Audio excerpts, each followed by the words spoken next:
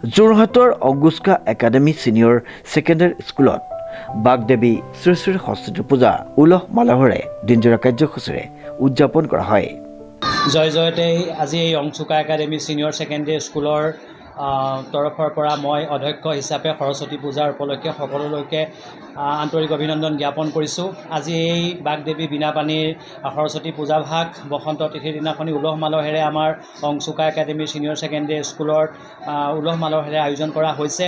সকলো অভিভাৱক, ছাত্ৰ ছাত্ৰী, শিক্ষকবৃন্দই সমূহীয়াভাৱে একত্ৰিত হৈ পেলাই এই পূজাভাগস্থলীত আহিছে, ভক্ত আহিছে আৰু ছাত্ৰ ছাত্ৰীসকলেও বাগদেৱী বীণাপানীক মোৰ দৰ্শন কৰিছে আৰু সকলোলৈকে আজি এই মই অধ্যক্ষ চকীৰ পৰা সকলোলৈকে সৰস্বতী পূজাৰ দিনাখনিয়ে সকলোলৈকে মোৰ তৰফৰ পৰা আন্তৰিক অভিনন্দন জ্ঞাপন কৰিছোঁ।